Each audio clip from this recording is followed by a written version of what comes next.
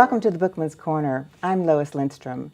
Today we will discuss a beautifully written biography that tells the dramatic, untold story of a virtually forgotten American president, Chester A. Arthur. After President James Garfield was shot in 1881, no one expected his vice president, Chester Arthur, to become a strong and effective president. We will discuss that interesting history from our featured book, The Unexpected President, The Life and Times of Chester A. Arthur, with author Scott Greenberger. Welcome to our show, Scott. Thank you for having me. Like our current president, Chester Arthur was a wealthy New Yorker who was criticized for being unqualified, unfit, and corrupt. As Arthur prepared to assume the presidency, the nation's leading newspapers warned that the republic itself was in peril.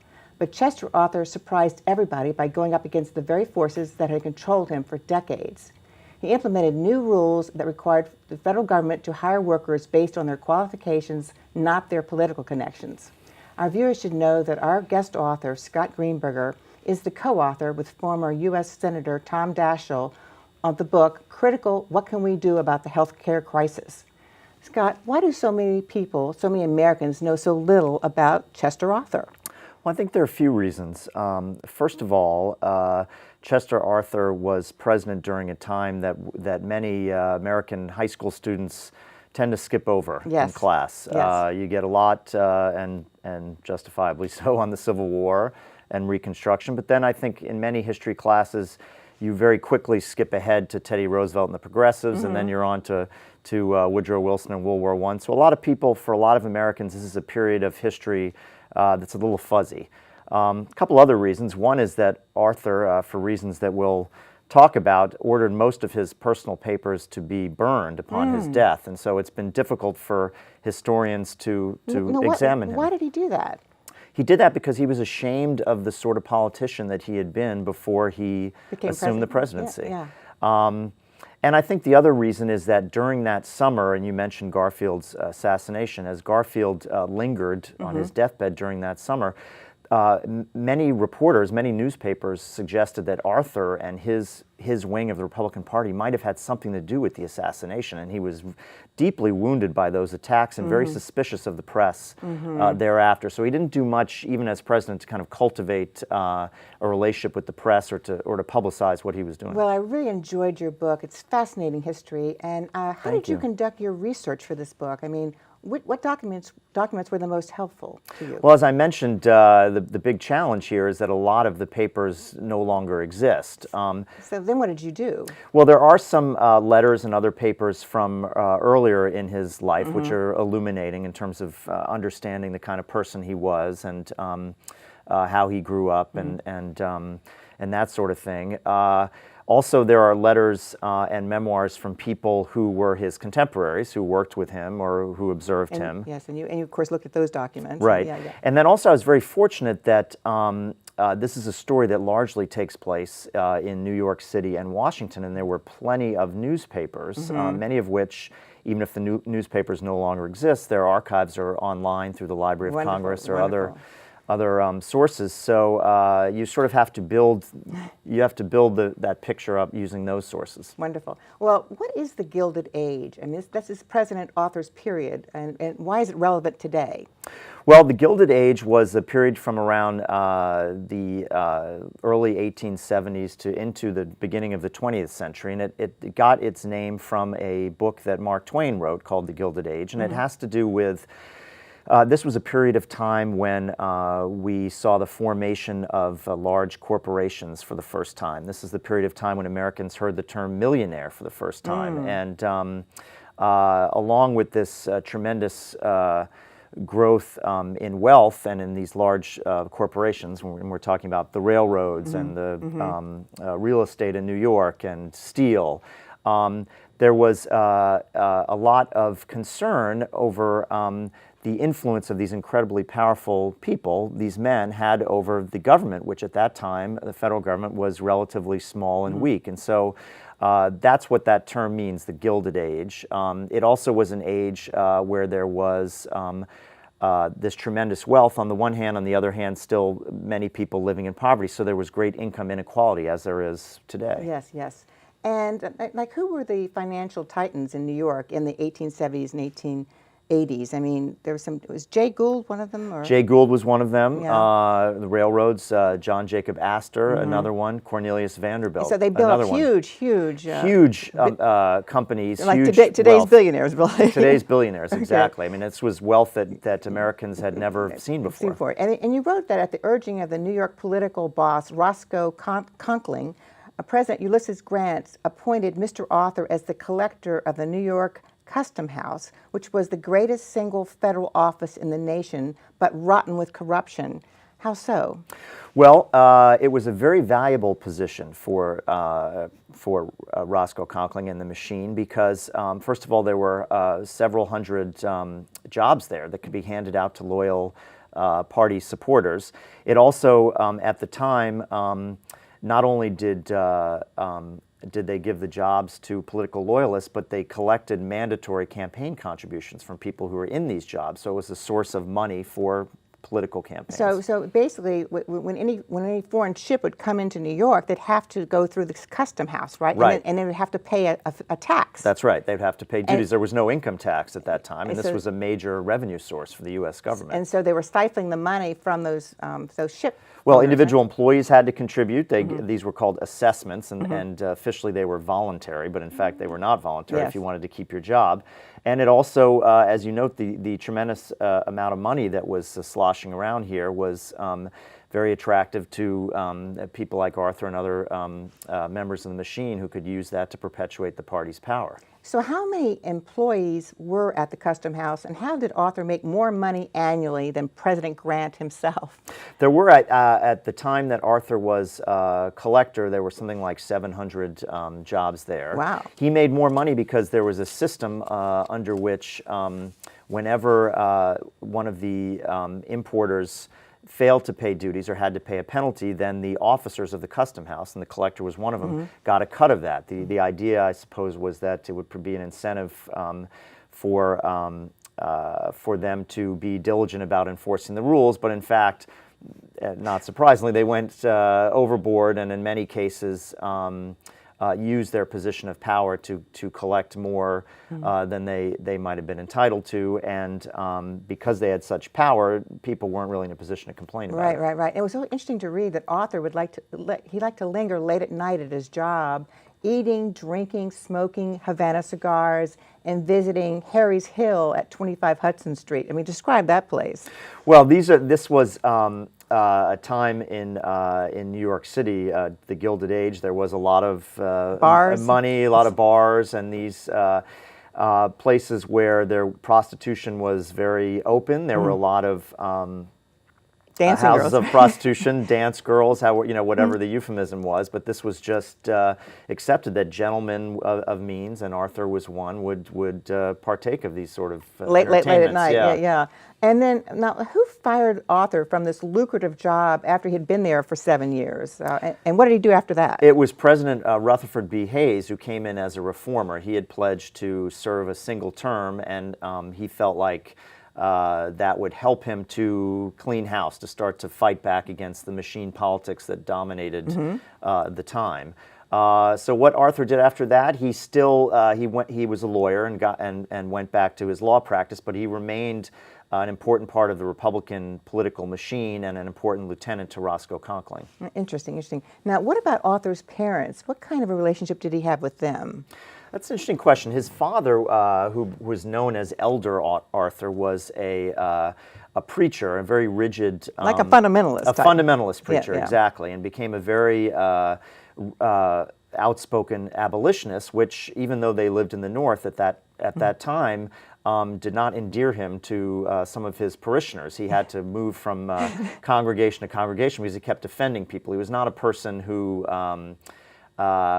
was afraid to ruffle feathers. I mean, he spoke his mind and didn't really care what the consequences were. He's a little bit of a violent man too, wasn't he? I mean, he was strict. Very strict. Was strict. I mean, I don't know if he also, as a teacher, he took in students sometimes and taught them, and there's some hint that he would use corporal punishment, but that wasn't out of the ordinary for the time. I don't think he was particularly violent, and there's no evidence that he was violent with his children. Right. But as Chester Arthur became a young man himself, he did he did seem to very consciously move away from that sort of backwoods fundamentalist upbringing and went to the other side of the spectrum and became a New York dandy. Now, why was Arthur chosen to be the vice president to presidential nominee James Garfield at the Republican convention in 1880, given that Chet Arthur had been fired for waste and corruption 2 years earlier? It's an amazing story. What happened was there were Arthur's wing of the Republican Party and his boss, Roscoe Conkling, wanted President Grant, who had been replaced by Hayes, to come back for a third term, which would have been unprecedented. Yes. There was a very dramatic, that 1880 convention was very dramatic and hard fought, and there was ballot after ballot after ballot, and the Grant forces came very close but couldn't muster the votes necessary to nominate Grant again. And what happened at this this contested convention was that a dark horse candidate ended up emerging, and that was James Garfield. He was a longtime congressman, and it was a big surprise. The Republican Party, in nominating Garfield, knew that Roscoe Conkling was not happy about this outcome, and yet they needed Conkling's help to win New York in November. New York was the most populous state in the Union. They needed his help, and they needed to do something to placate him.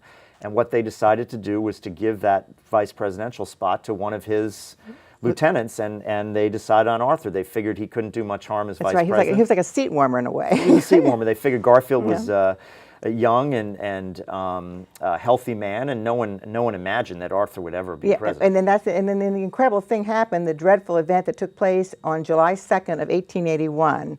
Tell our viewers about that. Garfield was at a train station in downtown Washington. He was going on vacation. He was actually going to his reunion at Williams College and was going to do some vacationing with his family as well. And as he was walking through the train station, he was shot by a man named Charles Guiteau, who was certainly mentally ill, but also had hoped that by virtue of the help that the work he had done for the Republican Party during the campaign, that he would get a job in the federal government. And he, being not quite all there, thought he was in line to be ambassador to France or ambassador to Austria. That wasn't going to happen, he had but grand he was ideas, angered by that. Yes. And then he had this vision, and he felt that that he could not only help himself, but heal this split in the Republican Party and save the Republic, as he thought. And there wasn't a Secret Service to protect. Oh, no, there was not. Nothing, that's right. So, no, Garfield just walked through the train station like anybody else, and Guiteau just walked up behind him and shot him in the back. But then it was so interesting in your book about how long Garfield lingered. I mean, exactly when did Chester Arthur become president, and what was the reaction of the national press to that development? Well, Garfield lingered throughout that summer of 1881, and at first people thought for sure he would die, and then there was a period when they thought he would recover, and then it was up and down that whole summer, and Americans followed that very carefully. And I love the way you say all the people in New York are rushing to read the newspapers to see how is Garfield doing now? Right, because he'd have weeks where he'd be stronger, and then he'd have a setback, right? That's right. It was very dramatic, and then towards the end of the summer in September, they took as Garfield's condition seemed to deteriorate, they took him out of Washington, which was considered to be unhealthy, especially the swamp, near the White House and the swamp. Took him up to New Jersey to be near the water, but unfortunately he died there, and Arthur became president, and people were horrified at the prospect of this guy becoming president. He was you've seen as widely corrupt, considered as corrupt, unqualified. He had very little experience. One person made a comment about him and his placement as vice president. The only office he ever held was the one he was removed from. So basically, his main qualification for being on that ticket was ostensibly was being collector of the Custom House, and he'd been fired for being corrupt. But Chester Arthur, he arose to the occasion because when he assumed the presidency, he gave the first message to Congress, the first State of the Union address. And how was that received by members of Congress? Because I think it was really well drafted, wasn't it? Well, yeah, at that time, presidents didn't go before Congress and give a State of the Union speech. They delivered in writing an annual message to lay out their priorities. Right.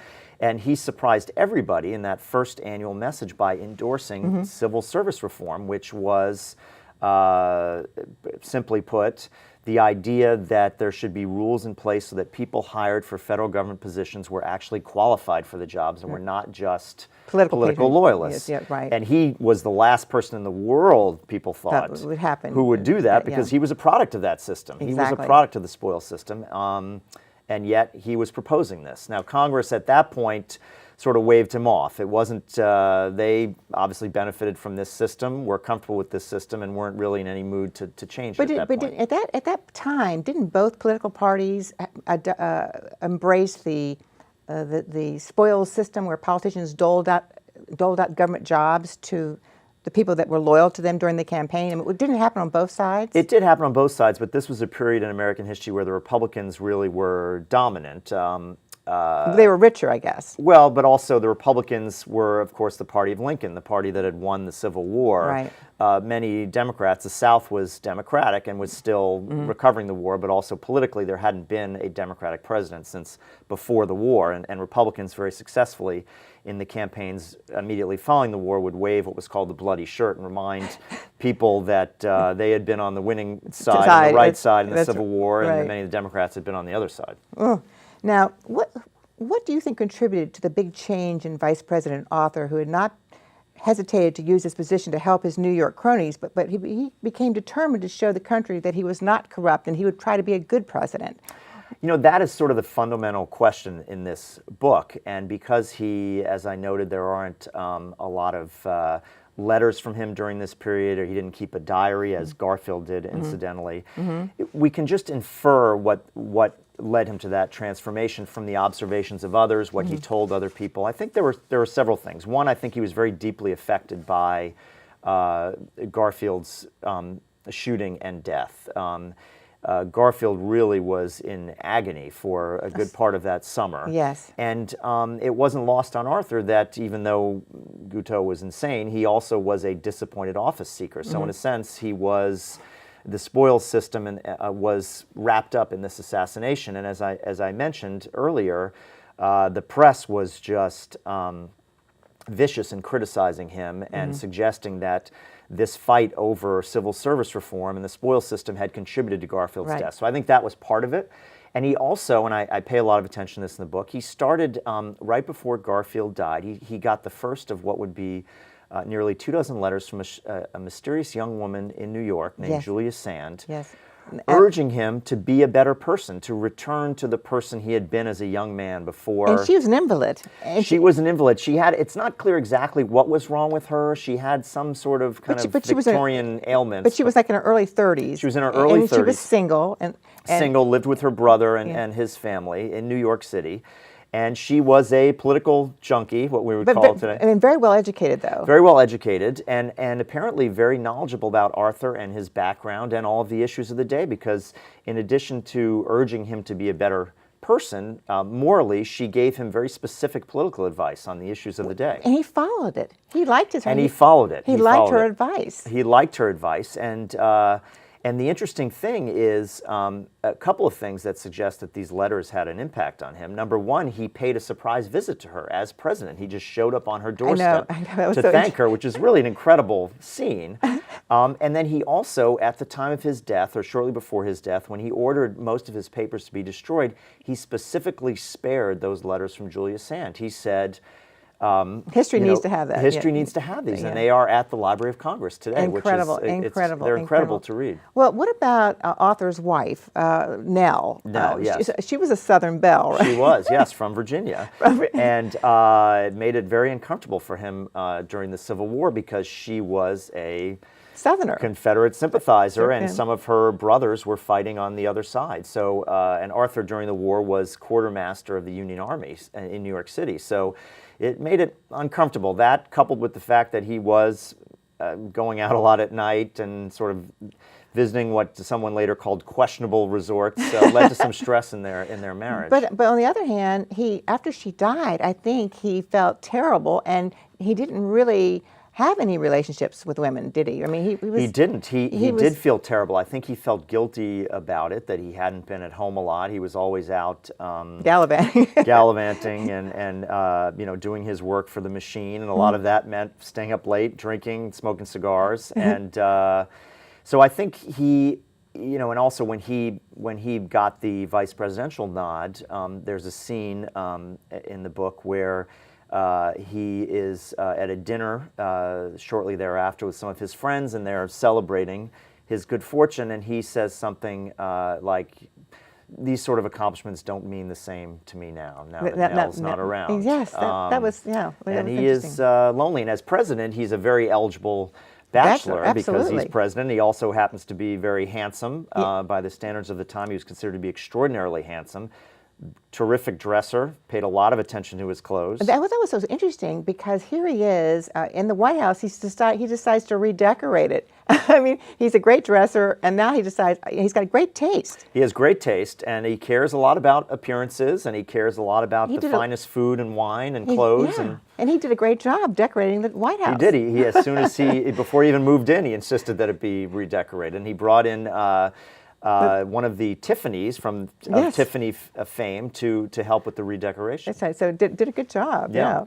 Now, what became of the Republican presidential nominee in 1884? Did he win? I mean, what happened was Arthur, he did not actively seek a second term as president. Why not? Well, I think he had mixed feelings about it. He certainly wanted the validation of his party and would have, I think if offered the nomination, would have accepted it. Now, this was a time when the nominees themselves didn't go to the convention. They sort of sat back and waited.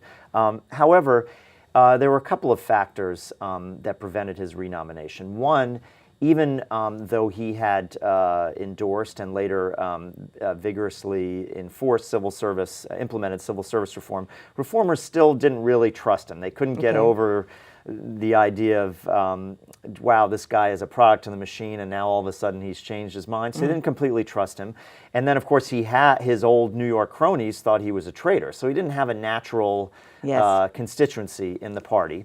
The other thing, though, is that he was secretly suffering from a kidney ailment called Bright's disease, and which very often left him weak and nauseous in the White House. And he feared that if he were elected to a second term, that either he would be too ill to be president or that he wouldn't survive the second term. So I think he had mixed feelings about doing everything he could to engineer a renomination. But he was very secretive about his illness. I guess he didn't want any doctors to try to treat him after what happened to Garfield. Perhaps after what had happened to Garfield. But also, at the time, it was considered unmanly to talk about one's suffering and illness. This was kind of this was the Victorian age, and he didn't want to be considered to be a sickly caretaker of the White House. How did he feel about the Civil Rights Act of 1875? How did he feel about the civil rights, basically? What was his position on that?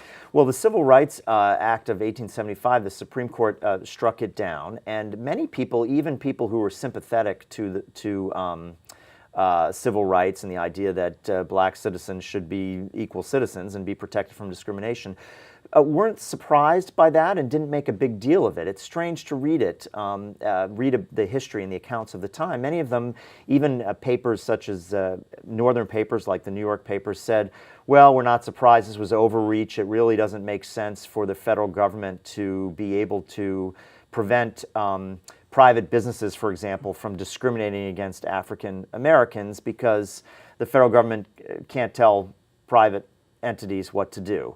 And so Arthur, though, surprisingly said, you know what, I think we need something like this to protect the rights of black citizens.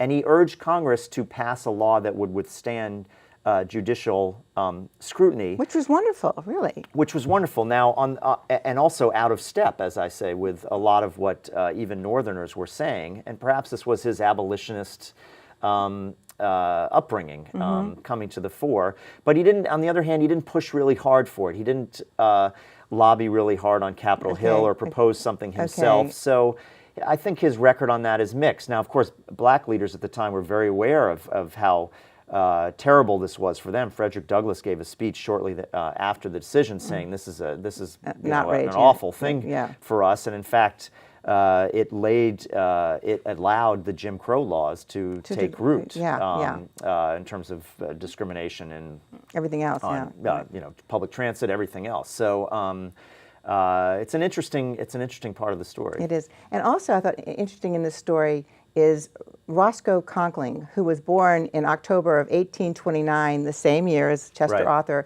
and they're very similar.